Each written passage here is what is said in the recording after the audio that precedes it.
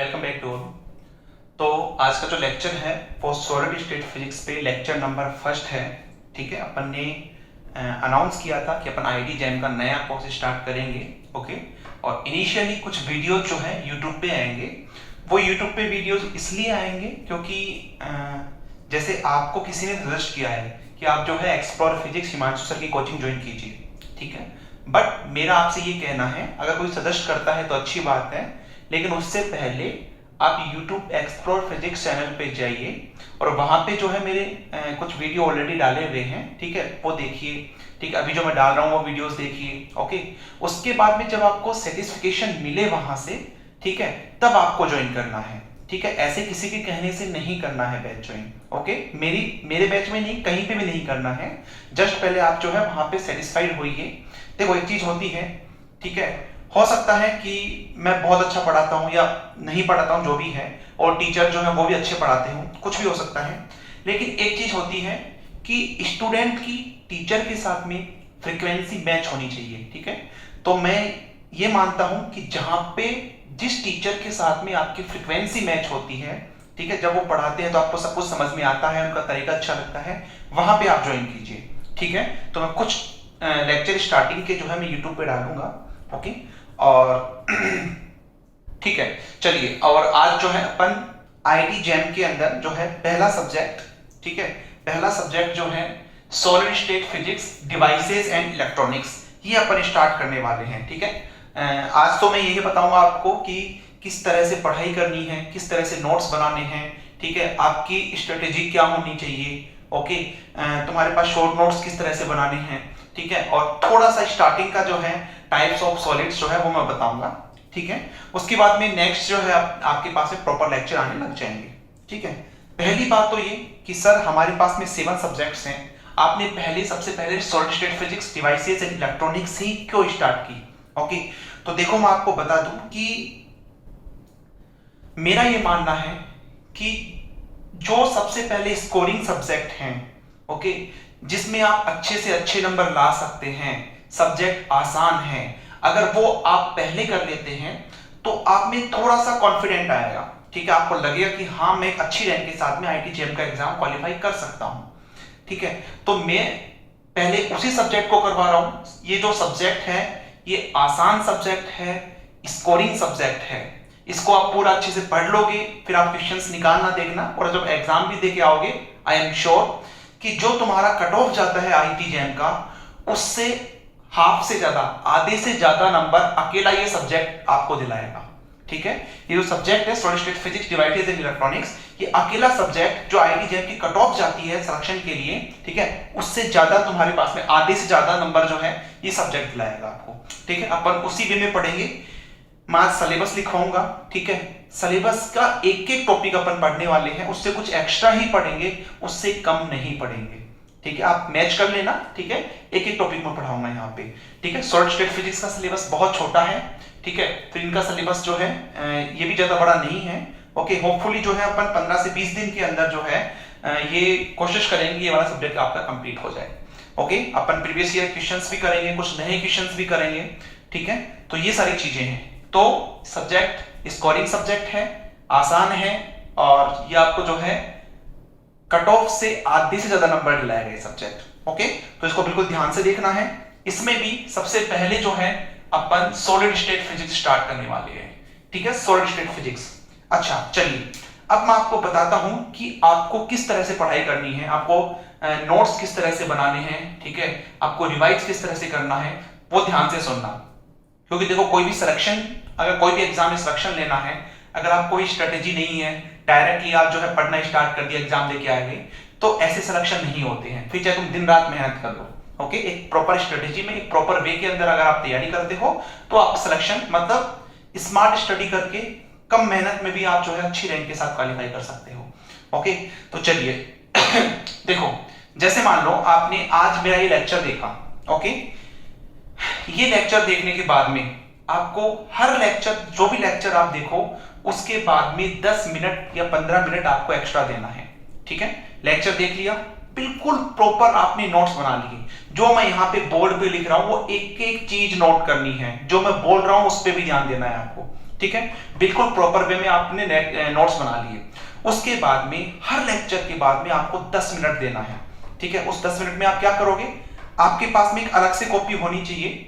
उस रजिस्टर के अंदर, उन नोट्स के अंदर आपके पास में सातों जो सब्जेक्ट है आईआईटी जैम की, वो नोट्स जो है उन सातों सब्जेक्ट्स के नोट्स होने चाहिए एक ही, ठीक है। एक ही कॉपी के अंदर सातों सब्जेक्ट्स आने चाहिए, उनको बोलेंगे अपन शॉर्ट नोट्स, ठीक है। अपन ऐसा नहीं है कि जैसे मान लो आपने प्रॉपर नोट्स बना लिए, सातों सब्जेक्ट आपके कंप्लीट हो गए और आप एग्जाम में पढ़ के देके आ गए, नहीं। आपको अगर 2 दिन पहले, 3 दिन पहले, 1 दिन पहले रिवाइज करना है तो एक सब्जेक्ट की कम से कम 200 से 300 पेज होंगे, ठीक है। तो सातों सब्जेक्ट्स आप ऐसे रिवाइज नहीं कर सकते एक दिन पहले, ठीक है। हाँ, अगर आपके पास में 200 पेज हैं सातों सब्जेक्ट्स के मिला के तो आप रिवाइज कर सकते हैं, ठीक है। तो उनको बोलते हैं शॉर्ट नोट्स, ठीक है। हर लेक्चर के बाद में शॉर्ट नोट्स आपको जैसे ही बनाओगे तो उसमें क्या क्या इंपॉर्टेंट है मैं बताऊंगा, क्या इंपॉर्टेंट है क्या नहीं है, ठीक है। तुम्हारे पास में कौन जितने भी फॉर्मूलेज आए हैं सारा फॉर्मूला लिखो।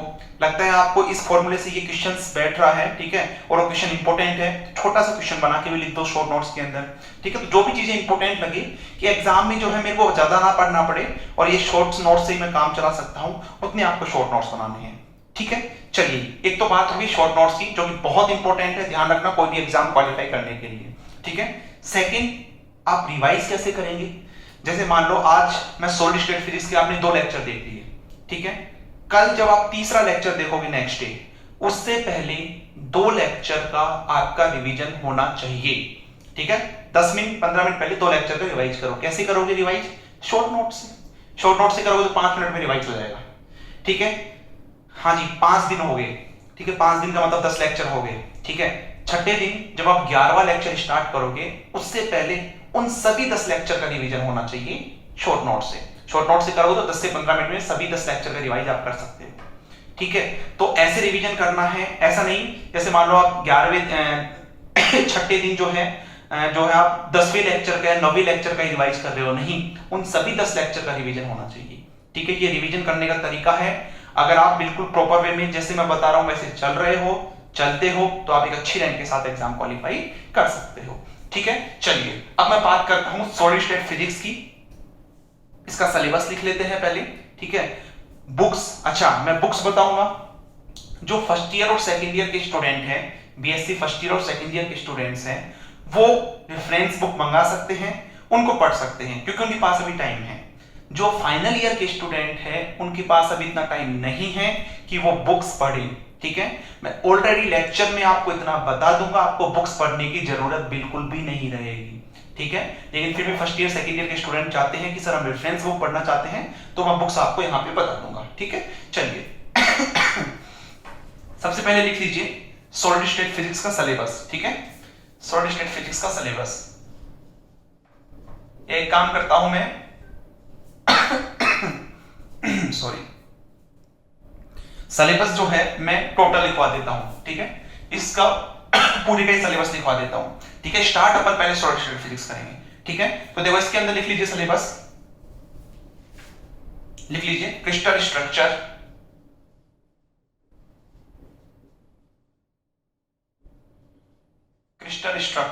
Bravais lettuce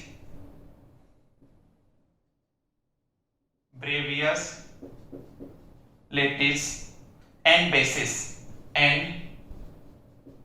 basis, okay. Miller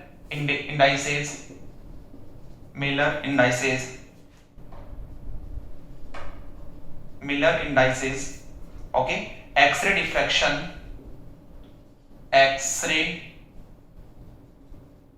diffraction and Bragg's law हो गई तुम्हारी सॉलिड स्टेट फिजिक्स, ठीक है। सॉलिड स्टेट फिजिक्स में इतना ही सिलेबस दे रखा है आपके पास में, ओके। हाँ, हो सकता है जैसे कभी कभी जो है जैसे सेमीकंडक्टर जो है वो भी सॉलिड स्टेट फिजिक्स में पढ़ा दे, वो बात दूसरी है। बाकी अपन जो सॉलिड स्टेट फिजिक्स में इतना ही पढ़ेंगे, ठीक है। यही सिलेबस में है। बाकी जो सेमीकंडक्टर वगैरह है वो अपन इलेक्ट्रॉनिक्स में ले जाएंगे, डिवाइसेज एंड इलेक्ट्रॉनिक्स में। तो लिख लीजिए आगे, semiconductor variation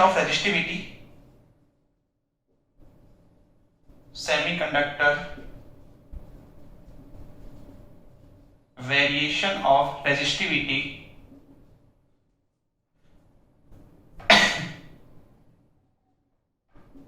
resistivity with temperature, Fermi level PN junction diode, Fermi level PN junction diode,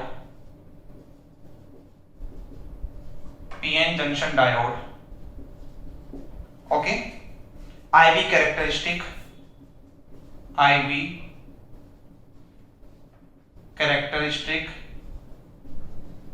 Zener diode and its application,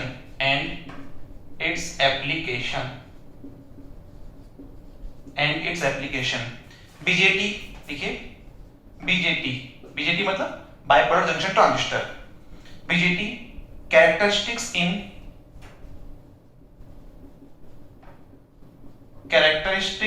in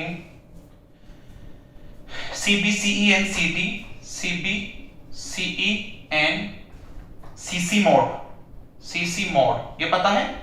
CB common base, common emitter, common character mode, okay. Single stage amplifier, इसमें तुम maximum topic जो है 80 से 90% topic 12th में पढ़ चुके हो, ठीक है. लेकिन अपन चीजें वही हैं, लेकिन कुछ अलग तरीके से पढ़ेंगे इनको, okay. 2 stage RC coupled amplifier, 2 stage RC coupled amplifier, simple oscillator,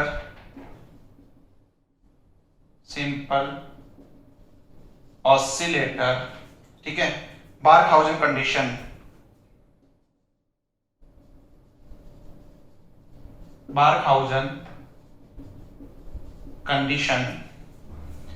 sinusoidal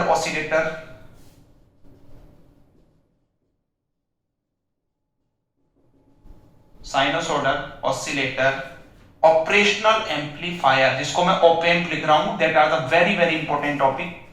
operational amplifier and application,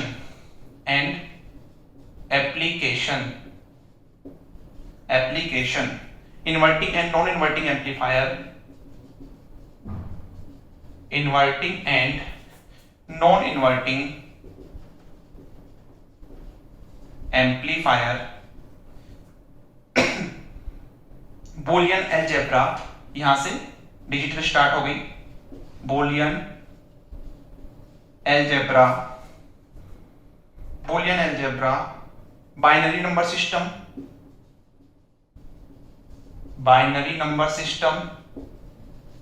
okay. Conversion of one system to another system,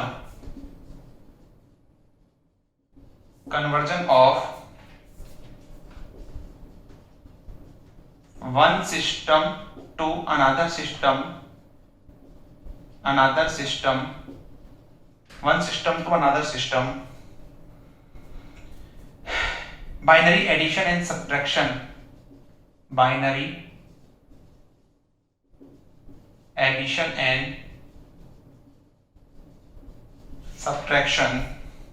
logic gates,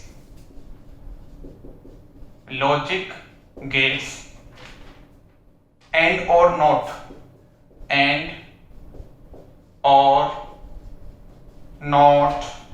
NAND, NOR, XOR, XNOR,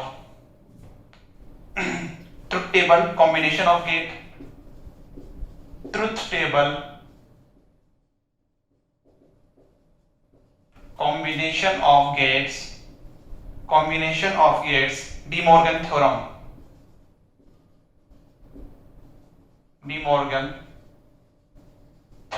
ठीक है. ये आपके पास में कंप्लीट सिलेबस है solid state physics, devices and electronics का, okay. ये आपके पास में कंप्लीट सिलेबस है भाई, ठीक है. आसान है बहुत, तुम्हें दिखने में बड़ा लग रहा है. अब जैसे ये जो पूरा टॉपिक है ये आपके पास में 2 लेक्चर का है, ठीक है. 2 लेक्चर भी इसमें नहीं लगेंगे ऐसे मान, ठीक है. तुम्हारे पास में ये जो सेमीकंडक्टर वेरिएशन यहां तक जो है ये 3 लेक्चर का टॉपिक है, ओके. ये जो बीजेटी है ये आपके पास में 2 से 3 लेक्चर का टॉपिक है, ऑसिलेटर है 2 से 3 लेक्चर का, ऑपरेशन एम्पलीफायर है 2 से 3 लेक्चर का, तो कोई बहुत बड़ी बात नहीं है, ठीक है. यहाँ पे 20 एक लेक्चर में जो है आपका कोशिश करेंगे कि 20 से 25 लेक्चर में खत्म हो जाए। ओके, और मेन बात स्कोरिंग है, आसान है। ठीक है, इसमें भी कुछ इंपॉर्टेंट टॉपिक जैसे मैं आपको बता दूं जहां से क्वेश्चंस आते ही आते हैं।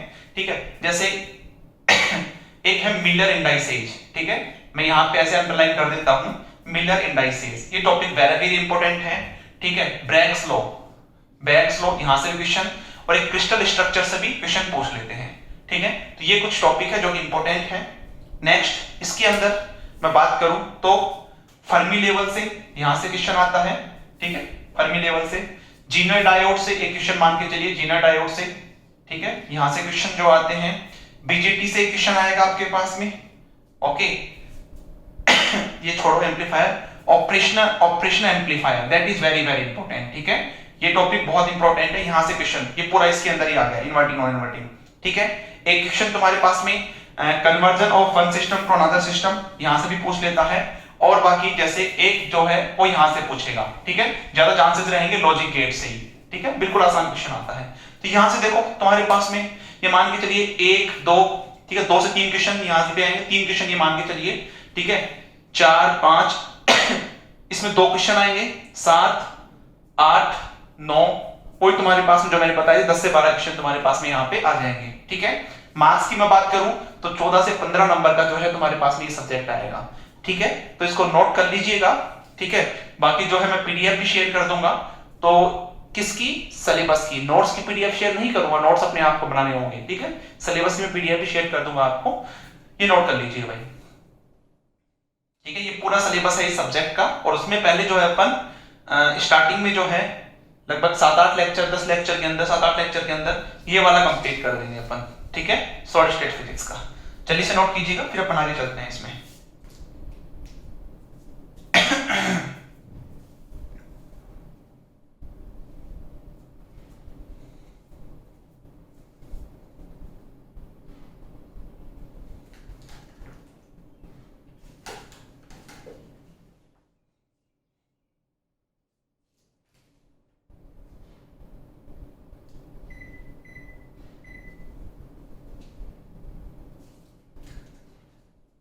हो गया भाई, चले आगे इसके अंदर।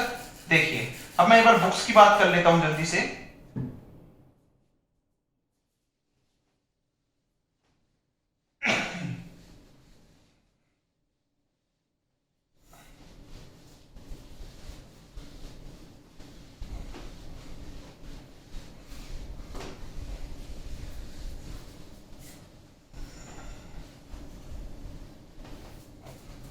चलिए अगर मैं बुक्स की बात करूं, तो अगर मैं सॉलिड स्टेट फिजिक्स की बात करूं,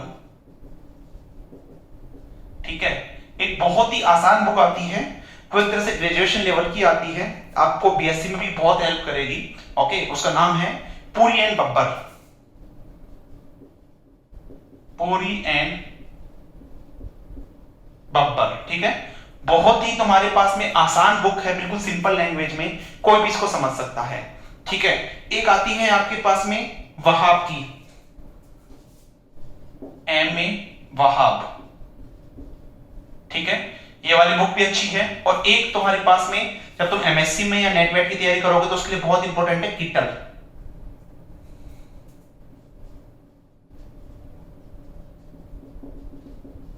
चार्ल्स किटल। ठीक है, चार्ल्स किटल। ओके, मैं सजेस्ट करूंगा अगर कोई फर्स्ट ईयर सेकंड ईयर के स्टूडेंट है तो ये वाली बुक पढ़िए, फाइनल के स्टूडेंट को पढ़ने की जरूरत नहीं है।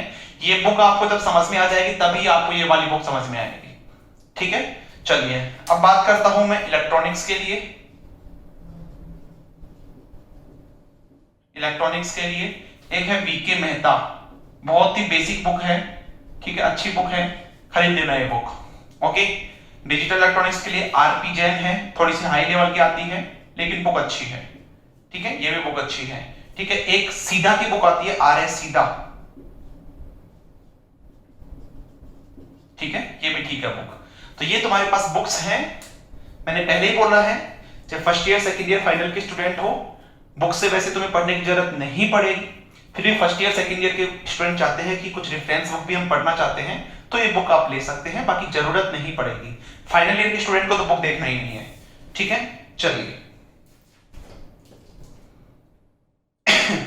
अब अपन स्टार्ट करते हैं solid state physics.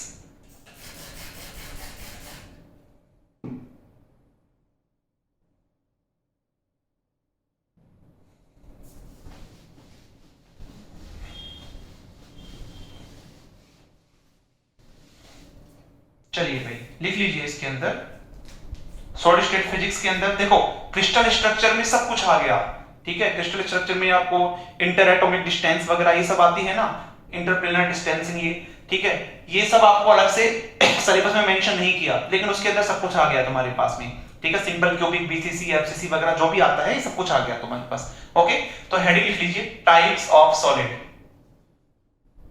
Types of solids, ठीक है। सॉलिड्स के टाइप्स क्या क्या होते हैं लिख लीजिए, ये बना लीजिए। तुम्हारे पास सॉलिड है, ये जनरली जो है टू टाइप्स का होता है, ठीक है। Crystalline solid, crystalline solid and non crystalline solid, ठीक है, जिसको अमोर्फस भी बोलते हैं, अमोर्फस सॉलिड्स, ठीक है, इसको अमोर्फस भी बोलते हैं भाई। ओके, अब ये जो क्रिस्टलाइन, जैसे एग्जांपल इसका ग्लास हो गया, प्लास्टिक हो गया, ठीक है, ये इसके एग्जांपल हो गए। अब जो क्रिस्टलाइन सॉलिड है इसको भी जब तुम पढ़ोगे तो टू टाइप्स के अपन पढ़ेंगे, एक तो single crystalline solid, single crystalline solid, एक आपके पास में है पॉलीक्रिस्टलाइन सॉलिड, पॉलीक्रिस्टलाइन सॉलिड, ठीक है। सिंगल क्रिस्टलाइन सॉलिड हो गया जैसे क्वार्ट्ज हो गया, डायमंड हो गया, ठीक है, ये क्वार्ट्ज हो गया, डायमंड हो गया, ओके। और पॉलीक्रिस्टलाइन जैसे सिल्वर हो गया, कॉपर हो गया, कॉपर हो गया, सिल्वर हो गया, ठीक है। ये सारे जो है आपके गोल्ड हो गया, ये पॉलीक्रिस्टलाइन सॉलिड्स है, ठीक है। नोट कर लीजिएगा इसको, एक एक चीज मैं यहां पे बोर्ड पे लिखवाऊंगा, उसकी टेंशन लेने की आपको जरूरत नहीं है। अब पहले मैं बताऊंगा आपको क्रिस्टलाइन सॉलिड क्या होते हैं, ठीक है। फिर मैं आपको बताऊंगा नॉन क्रिस्टलाइन सॉलिड क्या होते हैं। फिर क्रिस्टलाइन सॉलिड भी टू टाइप्स के हैं, सिंगल क्रिस्टलाइन किसे कहते हैं, पॉलीक्रिस्टलाइन किसे कहते हैं, क्या डिफरेंस होता है दोनों में, ये सारी चीजें मैं आपको बताऊंगा यहाँ पे, ठीक है। तो आज अपन ज्यादा नहीं पढ़ेंगे, इन्हीं के बारे में पढ़ेंगे बस, ठीक है। फिर नेक्स्ट लेक्चर प्रॉपर वे में आपका जो है स्टार्ट हो जाएगा।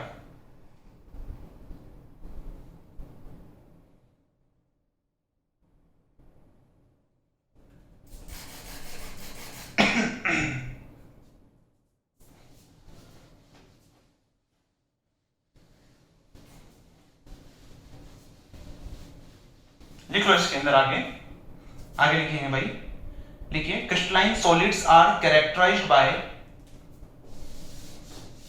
लिख लीजिए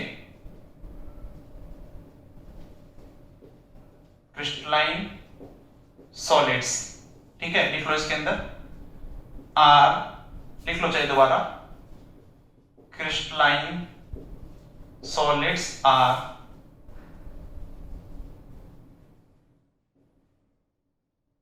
characterized by, crystalline solids are characterized by regular or periodic arrangement, regular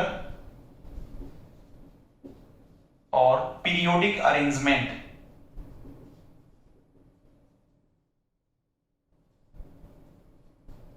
of atoms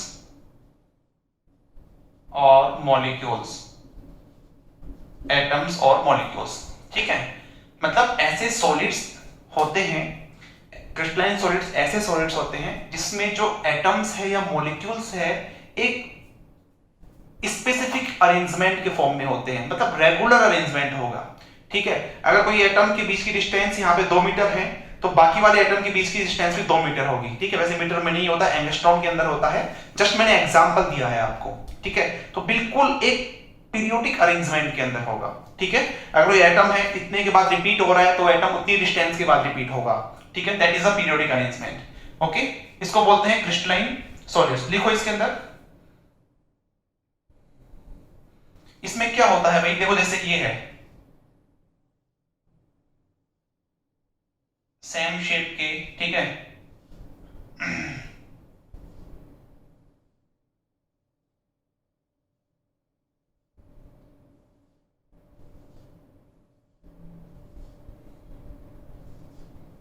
ठीक है, कि इस तरह से तुम्हारे पास में मान लो ये बने हुए हैं। ठीक है, तो बिल्कुल देखो जैसे इन दोनों के बीच की डिस्टेंस जो होगी वही डिस्टेंस इन दोनों के बीच की होगी, वही डिस्टेंस इन दोनों के बीच की होगी, वही इसके बीच की, ऐसे तुम्हारे पास में सेम डिस्टेंस पे होंगे। ठीक है, देखो atoms are repeating themselves, atoms are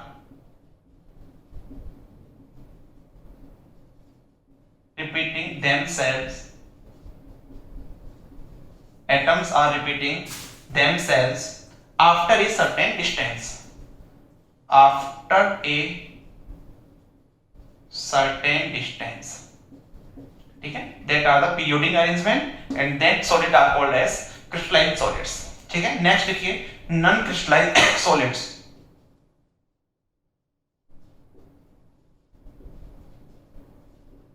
non crystalline solids. ठीक है, तो लिख लो इसमें एक रेगुलर और पीरियोडिक अरेंजमेंट होती है, इसमें रैंडम अरेंजमेंट होगी। ठीक है, तो लिखो non crystalline solid are characterised by random arrangement,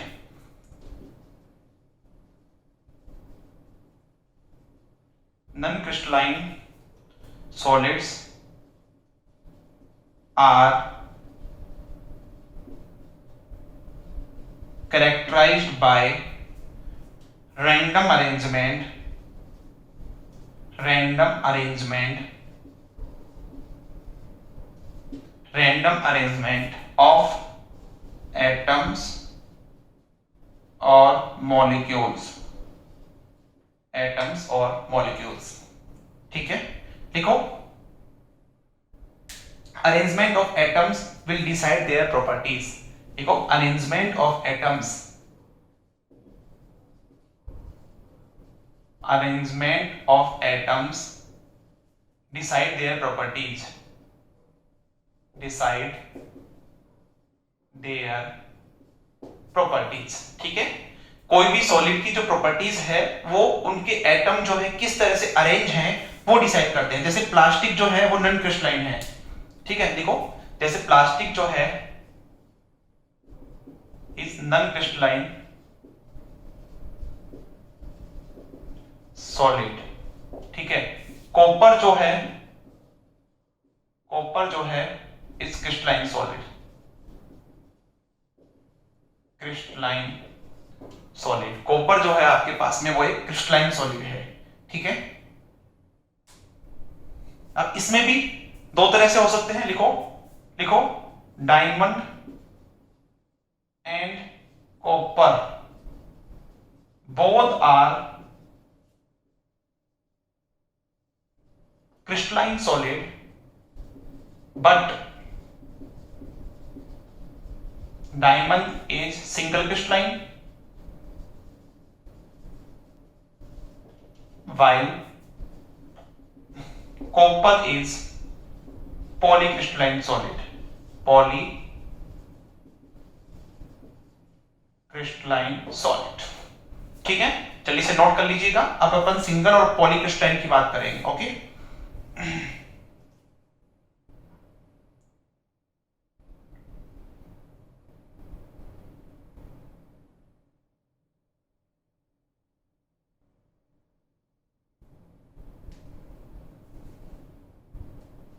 चलिए इसे नोट कीजिएगा इसको।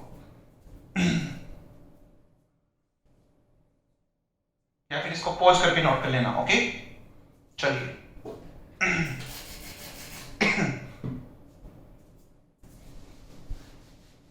अब हम बात करते हैं सिंगल क्रिस्टलाइन कौन से होते हैं और पॉलीक्रिस्टलाइन कौन से होते हैं। देखो सिंगल क्रिस्टलाइन में एक ही टाइप के, पूरे क्रिस्टल के अंदर एक ही टाइप के एटम्स जो है प्रेजेंट होंगे। ठीक है, that are the single crystalline solid.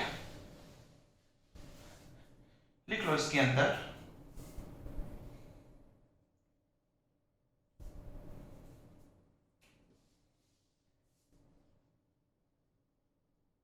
देखो throughout the atom, throughout the crystal we have, throughout the crystal we have same arrangement, we have same arrangement then the crystal will be single crystal. We have same type of arrangement, then the crystal will be single crystal. The crystal will be single crystal. ठीक है। Next देखिए polycrystalline.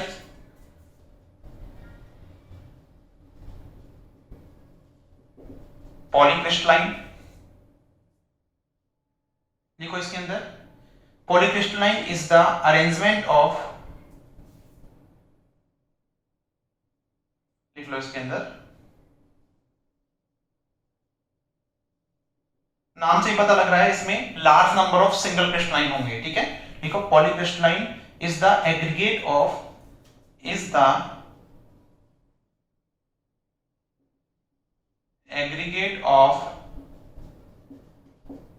large number of simple crystalline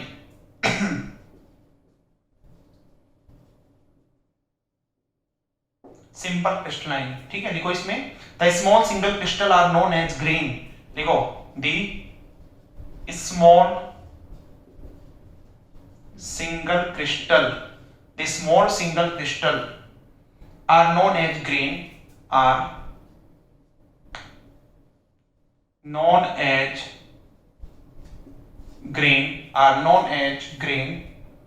and boundary separating these crystal, लिखो and boundary separating these crystal are known as grain boundary। ठीक है, are known as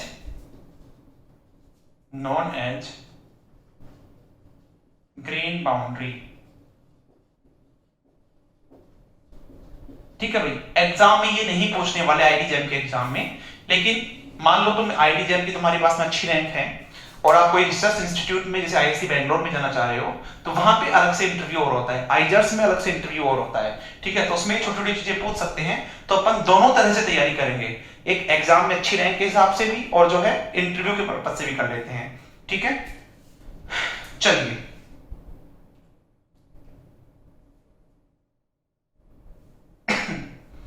ये बना लो। जैसे single crystal में क्या होगा, देखो यहां पे बना देता हूं। जैसे सिंगल क्रिस्टल में क्या होगा, आपके पास में सेम टाइप की अरेंजमेंट होगी। ठीक है, this is the single crystal, ये आपके पास में सिंगल क्रिस्टल है। ठीक है, लेकिन पॉलीक्रिस्टलाइन के अंदर क्या होगा, जैसे मान लो यहां पे तुम्हारे पास में एक हो गया, एक यहां पे हो गया। ठीक है, एक तुम्हारे पास ये हो गया, ओके, एक तुम्हारे पास ये हो गए। ठीक है, ऐसे हो गया। ठीक है, ये हो गए,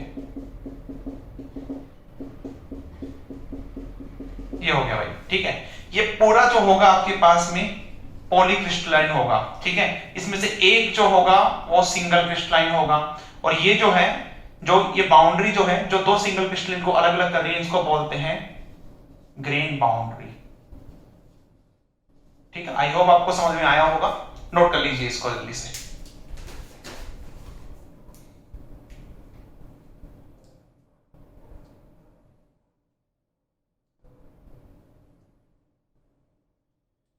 ठीक है, अब देखो तुम्हारे पास में अपन नेचर की बात करें, नेचर में ज्यादा से ज्यादा जितने भी सॉलिड्स हैं वो लगभग ये मान के चलिए क्रिस्टलाइन सॉलिड है। क्यों है? क्योंकि नेचर जो है कोशिश करता है हमेशा स्टेबल होने की। ठीक है, और क्रिस्टलाइन सॉलिड ज्यादा स्टेबल होते हैं। ठीक है, उनको तोड़ने के लिए तुम्हें ज्यादा एनर्जी की रिक्वायरमेंट होगी, तो इसका मतलब ज्यादा स्टेबल है वो। ठीक है, तो लिख लो इसके अंदर, लिखिए in nature most of the solids are in the form of crystalline solid। लिखो in nature most of the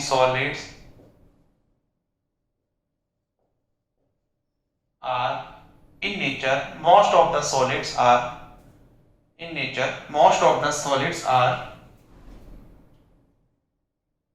in the form of crystalline solid, in the form of crystalline solid, because crystalline solids are more stable as compared to non-crystalline solid, as compared to non-crystalline solid.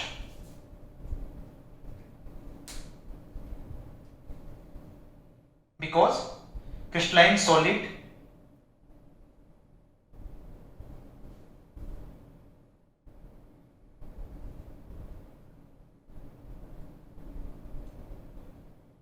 लिख लो इसके अंदर आगे, as energy release during the, लिखो इसमें आगे लिखो as energy released during the formation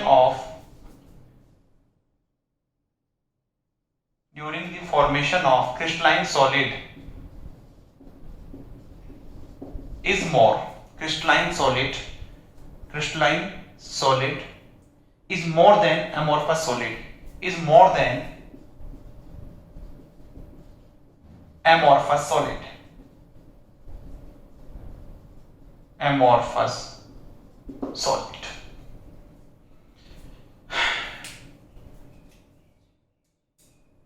देखो, as more energy released in the formation of a crystal, as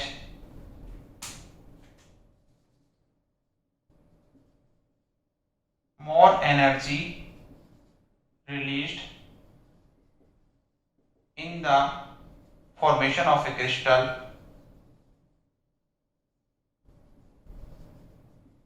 as more energy released in the formation of a crystal will be more stable, crystal will be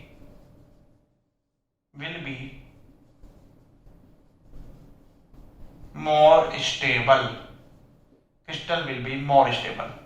ठीक है भाई, तो ये types of solids थे, two types के solid हैं, crystalline solid, non crystalline solid. उसमें भी क्रिस्टलाइन सॉलिड दो टाइप का है, सिंगल एंड पॉलीक्रिस्टलाइन सॉलिड। ठीक है, क्रिस्टलाइन सॉलिड ऐसे सॉलिड्स होते हैं जिसमें एक बिल्कुल रेगुलर अरेंजमेंट होती है एटम्स की या मॉलिक्यूल्स की सॉलिड के अंदर। ठीक है, that are the crystalline solid. Non crystalline solid ऐसे सॉलिड्स होते हैं जिसमें एक रेगुलर अरेंजमेंट ना होके इररेगुलर अरेंजमेंट यानी कि रैंडम अरेंजमेंट एटम्स की होती है। ठीक है, मैंने क्रिस्टलाइन सॉलिड टू टाइप्स के बताए थे, सिंगल पॉली और दूसरा polycrystalline solid. Single crystalline solid through out the crystal जो अरेंजमेंट ऑफ एटम्स है वो सेम होती है। पॉलीक्रिस्टलाइन में more than one single crystalline होते हैं, उनकी जो बाउंड्रीज हैं, ठीक है, उनको ग्रेन कहते हैं। और जो बाउंड्री, ऐसी बाउंड्री जो दोनों को अलग अलग करती है दो क्रिस्टलाइन सॉलिड को, उसको ग्रेन बाउंड्री कहते हैं। तुम्हारे पास नेचर के अंदर, ठीक है, ज्यादातर क्रिस्टलाइन सॉलिड होते हैं as compare to non crystalline.